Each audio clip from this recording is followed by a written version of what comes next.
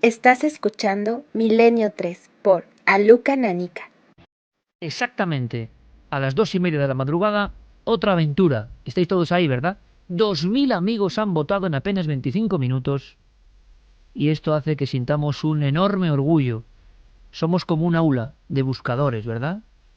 Un aula de personas que intentan encontrar cosas, respuestas. Es un honor estar, no de profesores, que somos todo lo contrario quizá profesores, pero enarbolando un poco esa gran comunidad de personas de todos los ámbitos y lugares que no se conforman con lo cotidiano. Diego Marañón, desde San Vicente de la Barquera, buenas noches. Hola Iker, buenas noches. Yo elegí Círculo. Ah, te lo iba a preguntar. Lo sabía, lo sabía. De verdad que un experimento que nos abre posibilidades infinitas y bueno, tratándolo pues con uno de los grandes, si no el gran experto en neurociencia cognitiva de este país, del entorno del laboratorio de la Universidad Complutense de Madrid.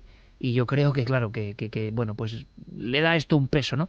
Ojalá descubramos más cosas. Lo que ahora vamos a descubrir es algo que nos tiene aquí emocionados a todos, atentos a los sonidos.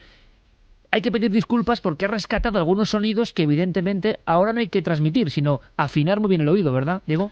Claro, 30 años, nada menos, tienen algunos de ellos. Hoy Iker se trata de recuperar momentos de radio fuera del estudio de radio, instantes que se desarrollan lejos de salas insonorizadas como la que estáis vosotros ahora, lejos de sofisticados equipos, sin técnicos, narrando en vivo lo que se ve, fotografiando un entorno en busca de lo insólito. Y esto es algo que por las dificultades técnicas que conlleva, evidentemente no sucede todos los días. Pero lo que es cierto es que cuando sucede, y sobre todo cuando sucede en programas de misterio como Milenio 3, se crea una atmósfera especial. Y a veces, solo a veces, hay sorpresas. Es difícil, encontrarse con esas sorpresas. Es difícil incluso bucear para rescatarlas, pero ha habido alguna pesca interesante. Un día hablaremos, por ejemplo, de las alertas OVNI. Me adelanto ya a las cuestiones que los amigos pueden preguntarnos por qué no están. A lo sucedido en muchos programas de Milenio, por ejemplo. Pero nos vamos, Santi, Javier, ¿preparados para el viaje? Estamos deseosos. Repetimos vías por si acaso rapidísimo, Carmen, porque puede haber gente que recuerde momentos interesantes. 27699, palabra clave Milenio, espacio vuestros mensajes, www.cadenaser.com y milenio3 con número @cadenaser.com. Ya sabéis además que somos los Papá Noel del misterio y que sorteamos 3 ejemplares de Milenio 3, el libro de esta nave. Dedicados. Noel, vámonos con esas músicas que tú sabes porque hay un ingrediente común en todas estas historias. Nos marchamos a 30 años atrás, Diego, el mítico y hoy muy homenajeado Medianoche. Sí, señor, el mítico y recurrente Medianoche, porque uno se da cuenta cuando lleva varias semanas buceando en este tipo de cosas que casi todo, vamos a decir casi todo, lo hizo Ales antes. Es muy curioso, fue un pionero en un montón de cosas como estas que vamos a escuchar hoy. Bueno, Cueva de la Luna. Uh-huh. Hay que hacer casi una guía de interpretación del siguiente documento.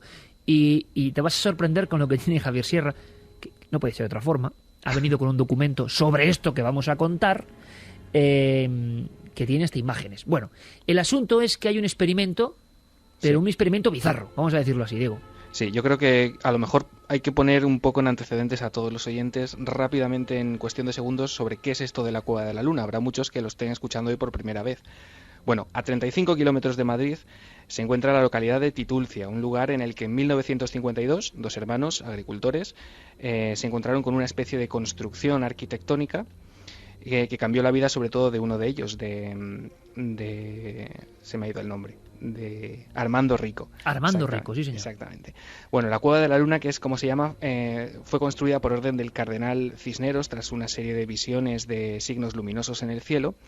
Y básicamente se trata de una serie de galerías en forma de cruz y una gran cúpula con grabados en las paredes. Alguna gente lo relaciona con los templarios y bueno, con una serie de misterios escondidos. Antonio José Ales, el 13 de octubre del 81, propuso en el programa Medianoche un experimento. Un experimento que no iba a hacer él, sino un voluntario. Ese voluntario se llamaba José Santamaría. Y el reto era hacer pasar a José Santamaría 24 horas a solas, a oscuras, en el interior de la cueva. El propósito de este experimento era, según Ales, encontrar el verdadero yo, ¿vale? La esencia, volver atrás y recuperar la esencia única de esa persona. Como digo, el reto estaba propuesto para durar 24 horas. El primer documento que tenemos son los instantes previos a que Antonio José Alés y el equipo de Medianoche corriera la puerta de la Cueva de la Luna y dejase dentro a José Santamaría. Vamos a escucharlo, Diego. Sí. Noel, gradúa bien el sonido porque verás que es muy complejo, tú verás a qué nivel debe estar, porque es difícil de escuchar, pero merece mucho la pena. Naturalmente te han dicho cosas, te han contado cosas respecto a la cueva. Nosotros te pedimos ahora que te olvides de todas las historias que te han contado y que simplemente te limites a vivir una experiencia humana. Muchas cosas pueden ocurrir dentro de la cueva. La mayoría de las que ocurran, sin duda ninguna, pueden estar motivadas por tu mente. Tú sabes que los fantasmas los crea la mente, generalmente. Me parece muy bien que todo el mundo te haya hablado y te haya contado cosas, pero naturalmente aquí no debe ocurrir nada, no tiene por qué ocurrir nada. Sin embargo, en tu interior sí pueden ocurrir cosas. A mí se me ocurre que como gran experiencia, que es lo que en definitiva buscamos, tienes la ocasión durante estas 24 horas que tú vas a intentar estar aquí dentro, de buscarte a ti mismo. Y tal vez encontrar, pues no sé, un camino. Tal vez encontrar una serie de ideas que tenías perdidas. No te utilizamos como conejillo de indias. Quiero que quede muy claro, que tú tengas la tranquilidad de que, bueno, donde podía haber quedado yo, pero yo debo estar fuera contándolo y organizándolo. Entonces buscamos hombres para que los demás pues se den cuenta que no tratamos de ser líderes de ningún movimiento ni de nada, sino simplemente de comunicar estas inquietudes que el programa siempre lleva, comunicárselas a los demás. Entonces, enhorabuena y te deseamos de todo corazón que sea una experiencia interesante y bueno, que ya nos irás contando poco a poco. Sí, ya iré contando poco a poco lo que me suceda por aquí. Arriba quedamos contigo. De acuerdo. Hasta mañana entonces, que sea hasta mañana. Sí, procuraremos. 2:37, ahora estoy recordando, 25 años después de este experimento aproximadamente, nosotros, ¿recuerdas, Carmen? Hacíamos una conexión con la Cueva de la Luna, en aquel momento creo que era Francisco Contreras el reportero, Sí, estaba yo. y volvía a sonar todo el entorno de la Cueva de la Luna con su enigma, con su misterio y con su polémica.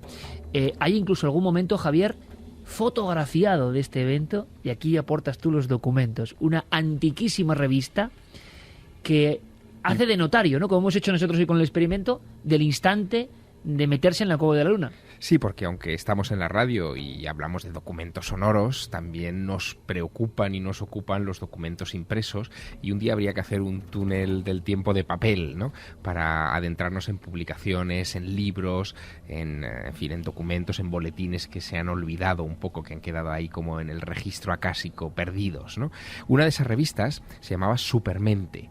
En España se publicó durante un periodo de tiempo corto. La dirigió Enrique de Vicente, que actualmente dirige otra publicación del género, Año Cero, pero era un poco la adaptación española de una revista de idéntico nombre que publicaba una mítica editorial que, en fin, que Iker conoces perfectamente, que es Editorial Posada de México, y la dirigía allí Ariel Rosales. Bueno, pues en las páginas de la Supermente española se publicaba, en las mismas fechas en las que se hacía este experimento, un artículo sobre la Cueva de la Luna en la que se veían imágenes impagables de Antonio José Alés, sus gafas de pasta grandes, sus camisas llamativas y un micrófono de esta casa enfrente de Armando Rico y del personaje que iba a pasar ahí esas 24 horas a solas en los laberintos de esa cueva, de esa estructura. Y la verdad que llama la atención, llama poderosísimamente la atención escuchar este sonido y ver esas imágenes. Y escucharlas ahora con otro sentido, imaginando el marco temporal donde ocurren,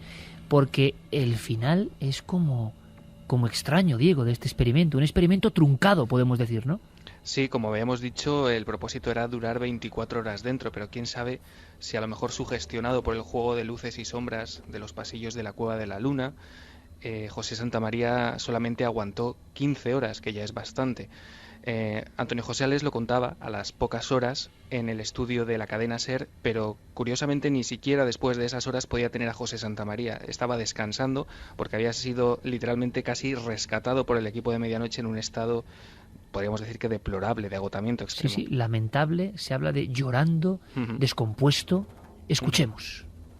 Pasaron 15 horas y tras encontrarse a sí mismo en los pasillos tenebrosos de la Cueva de la Luna en una lucha absolutamente dramática. Le recogimos. Venía muy mal, muy cansado, prácticamente agotado, lleno de humedad. Olía el todo a humedad. Y caían lágrimas de sus ojos, seguramente porque él creía que había fracasado. No tuvimos valor de entrevistarle en ese momento. Nos limitamos a abrazarle y a ayudarle a subir la empinada, aunque corta, cuesta que conduce desde la Cueva de la Luna a la superficie. Le dimos un café y nos olvidamos de micrófonos y magnetofones. Una les casi lo habéis escuchado compadeciendo a este individuo que aparece en tan solo 15 horas, que no es para estar así de destrozado, ¿no? Espera, que yo creo que bastante aguantó el voluntario, porque yo, de todas las imágenes que he visto de experimentación parapsicológica, curiosamente, una de las que más imborrables tengo en la memoria es de un experimento que se llevó a cabo en las catacumbas de Edimburgo.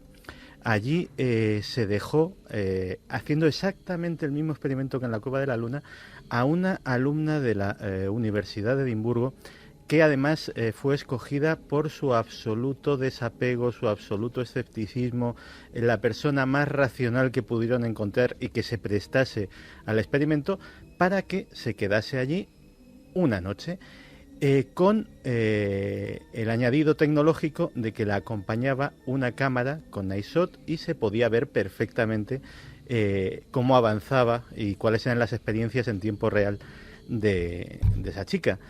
La chica apenas no llegó a las 2 horas.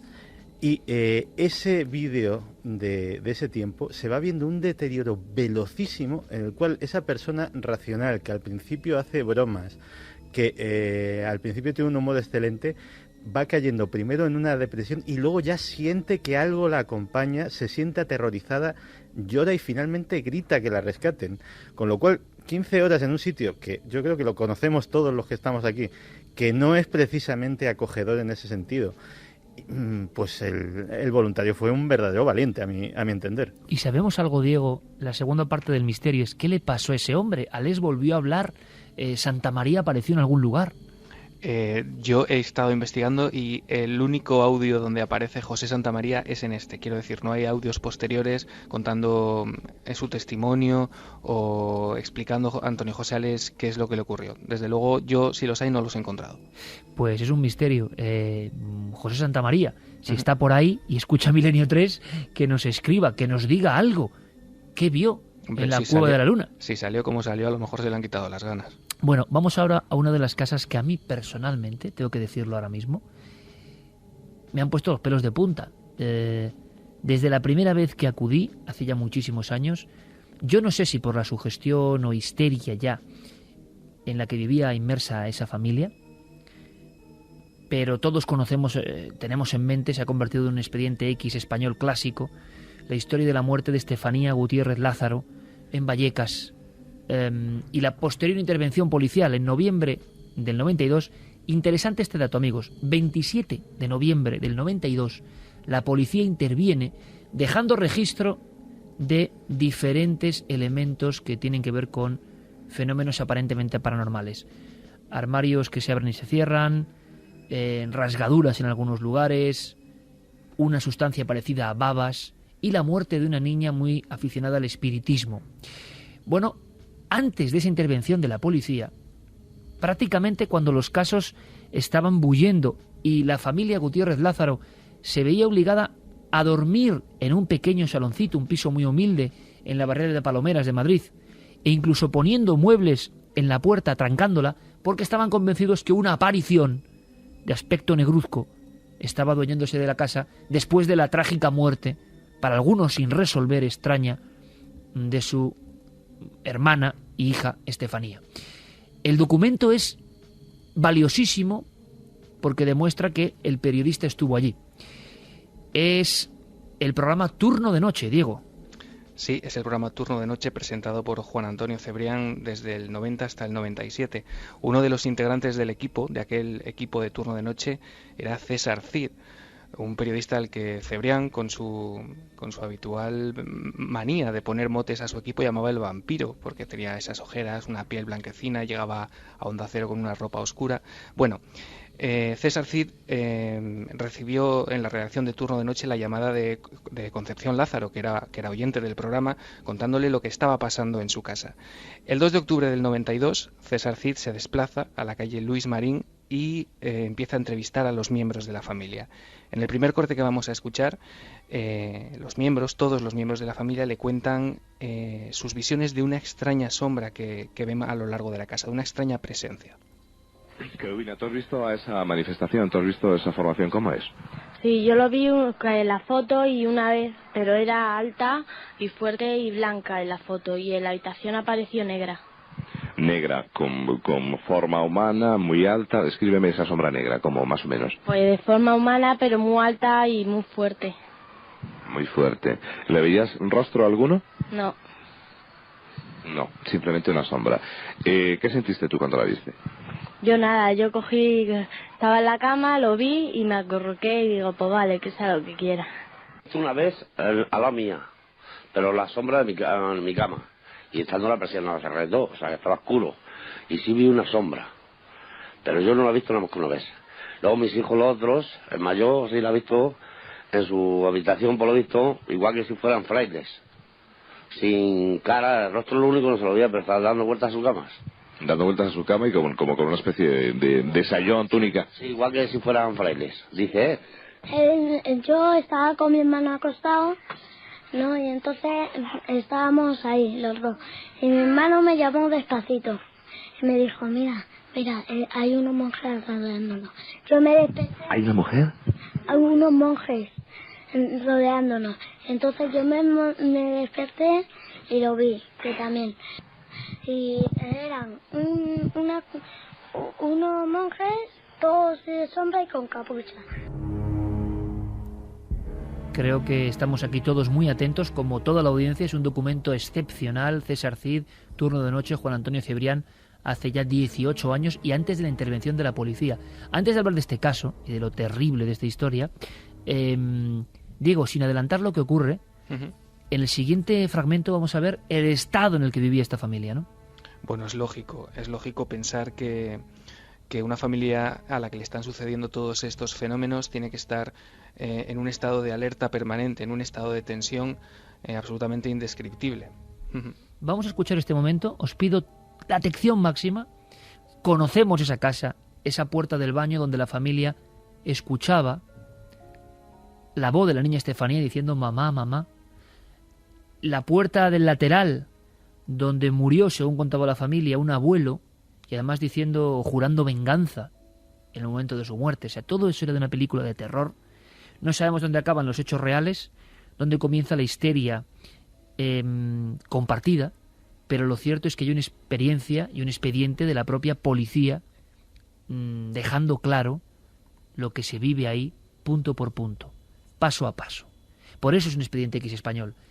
Vamos a escuchar ese momento, que yo creo que es muy potente, radiofónicamente hablando. Meteos en esa casa de Vallecas y vais a ver lo que sentís. Suéltala. Mi hijo ha estado aquí, ¿dónde está la luz? ¿No se había aquí luz? Sí, yo cuando he entrado también. ¿Y qué ha hecho con la luz? Yo qué sé, si he entrado yo cuando se ha A ver, que lo voy a explicar. Este es el cuarto ¿Cuál es el baño? Este es el cuarto de baño. ¿Esa puerta? Sí, esa puerta. Pero es que yo... Ya no está. ¿Sí es que teníamos aquí luz? Claro que sí. ¿Sí lo he visto yo? ¿Y esa habitación? ¿Quién dormía en esa habitación? Mi hija, mi hermana. Tu hermana. ¿La perra dónde está, Concepción? No sé. ¿Se ha escondido? Sí. ¡Pues que usted me ha metido, hijo! Yo creo que ahora muchísimos amigos han dado un brinco también, pero es el momento, el estado de shock permanente. La histeria colectiva también que están viviendo en esa casa. ¿No te da la impresión de que esa familia en concreto, y le mandamos un abrazo, porque yo creo que han sufrido muchísimo, pero ha habido algo siempre alrededor de ellos? Yo no sé si es la propia histeria o hechos reales. Yo pienso que no mienten en lo que cuentan, pero siempre que les hemos entrevistado, siempre que... Yo hablo desde la subjetividad absoluta, pero he sentido algo muy raro, no sé, muy raro en esa familia. No lo sé, yo creo que el estado de histeria en el que se encontraba toda la familia tiene tiene mucho que ver y que algunas cosas que pueden ser de origen natural ya creían que eran producidas por su hija muerta. Ya cualquier cosa decían que era ella, incluso si alguien llamaba a la puerta. Quemado. Voces que se seguían escuchando y muchas veces eran simples ruidos, con lo cual, bueno, puede que en un principio pasara algo que no pudieran explicar y que luego eso se convirtiera en un estado de histeria muy fuerte, porque también era una familia que tenía problemas.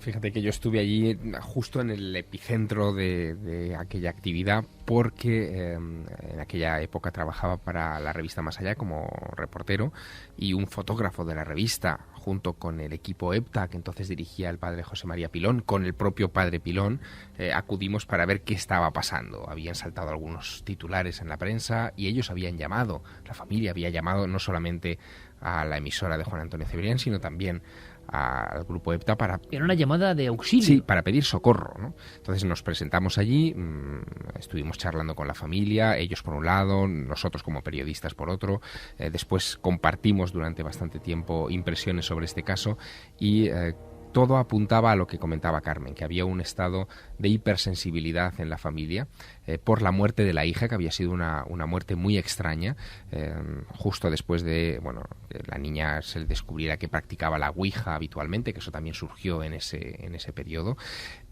y no descartaba el propio equipo del padre Pilón que el niño, que hemos escuchado, fuera el responsable de algunos de estos casos, porque quisiera llamar la atención. Efectivamente, porque todo se había volcado demasiado en la hija muerta, la atención de la madre, sobre todo de la madre, que la personalidad fuerte de ese clan, se había volcado en exceso en la hija desaparecida, no prestaba ni atención a su marido ni al resto de la prole, todo el día hablaba de este asunto y algunos pensaban, en el equipo del padre Pilón, que quizá el niño podía ser el responsable de esto.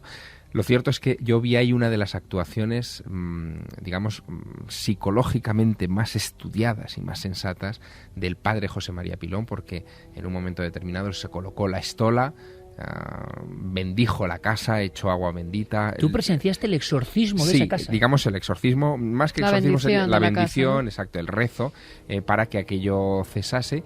Y todo el mundo se quedó muy conforme. Yo noté que, por ejemplo, el padre se quedó muy conforme, muy satisfecho con aquello, Máximo, pero no así la madre. Y nos fuimos de allí sabiendo que aquello iba a continuar. Y de hecho continuó. El documento, Santi, sin embargo, tiene esa fuerza, ese susto, el niño, la voz del niño, el dramatismo en la voz del niño, la voz de la madre, y todo en la habitación de la muerte de Estefanía, que yo puedo decir que uno de los sustos grandes de mi vida es en esa habitación, cuando me siento a hablar con Máximo, está llena de muñecas y de peluches, y estamos preparando una cámara, año 97, en una televisión local de Madrid, y le pregunto a Máximo, ¿y su hija dónde falleció? Entre convulsiones y después de hacer la ouija. Y me dice, ¡ahí! En la cama donde tú estás sentado.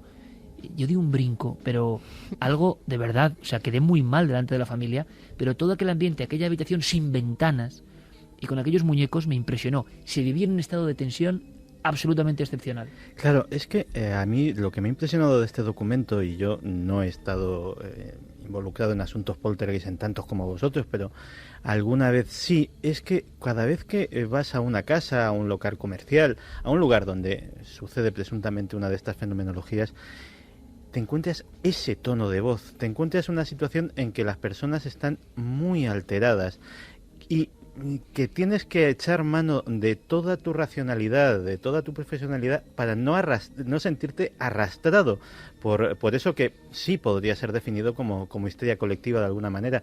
Y desde luego, quien no lo haya experimentado nunca, escuchando estas voces tiene un ejemplo perfecto, porque eso yo lo he visto repetido por lo menos en 2 ocasiones más que me he acercado a investigar asuntos de este todas tipo. formas, como decía Javi, es normal o podía ser que ese niño intentara llamar la atención. Ha pasado en otros casos de supuestos poltergeist que al final se ha descubierto que eran 2 niñas que con una técnica súper estudiada al final hacían esos ruidos y hacía que sonara de determinada forma en determinado momento.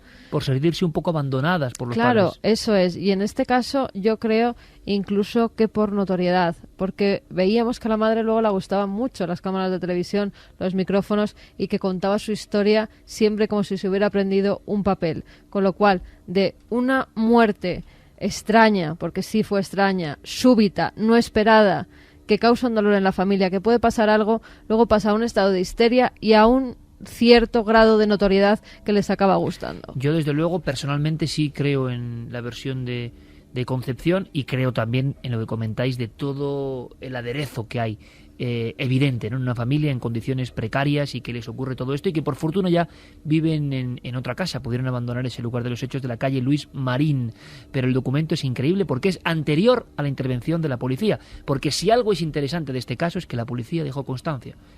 Bueno, los policías vivieron algo inesperado. Y Diego, ¿qué te parece si brevemente damos un brinco de una casa misteriosa a otra casa misteriosa con micrófonos de por medio?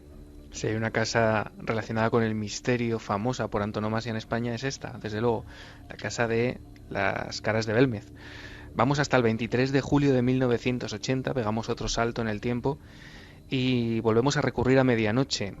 En aquel día, aquella noche, Antonio José Ales conectaba con Felipe Garrigues, el corresponsal en Jaén, y hacían el programa, hacían una conexión desde la misma cocina de María Gómez Cámara. Después de entrevistar a José Martínez Romero, Felipe Garrigues se hablaba cara a cara con los protagonistas de esta historia. Y un elemento anexo interesantísimo. Estamos hablando del año 80. Sí. Hacía 9 años de la aparición de las Caras.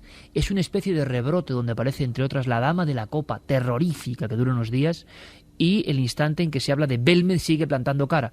Pero ya no iban turistas, ya nadie hacía caso. Es excepcional la grabación porque es ese momento de olvido.